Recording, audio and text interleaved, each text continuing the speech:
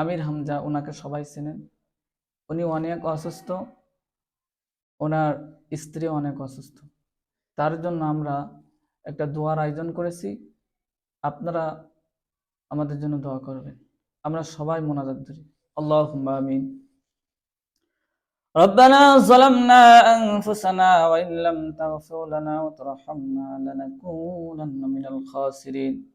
রব্বুল আলামিন, আসমানের মালিক আল্লাহ, জমিনের মালিক আল্লাহ, তোমার হুকুম ছিল মাগরিবের ফরজ নামাজ আদায় করা। আমরা কয়েকজন গুনাহগার গোলাম মিলে মাগরিবের ফরজ নামাজ আদায় করেছি। সূরা কিরাত, দরুদ, তাসবিহ যা কিছু পাঠ করলাম, এর সবটুকু সর্বপ্রথম নবী পাকের রওজা মুবারকে পাঠিয়ে দাও। রব্বুল আলামিন, তোমার একজন গোলাম, আয় আল্লাহ, বাংলাদেশের সমস্ত জায়গায় পুরো পৃথিবীতে কোরআনের দাওয়াত নিয়ে বেড়ায়, দাওয়াতি কাজ করে। রব্বুল আলামিন, আমির হামজা নামে একজন আলেম, রব্বুল আলামিন অনেক অসুস্থ। আল্লাহ, তার স্ত্রী অনেক অসুস্থ। রব্বুল আলামিন, তুমি আমির হামজা ভাইকে তুমি সুস্থতা দান করিয়া দাও।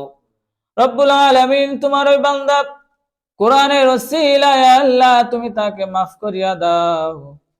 রব্বুল আলামিন, তার স্ত্রী, তার মেয়েকে রব্বুল আলামিন তুমি দ্রুত সুস্থ করিয়া দাও। আমির হামজাকে তুমি দ্রুত সুস্থ করিয়া দাও।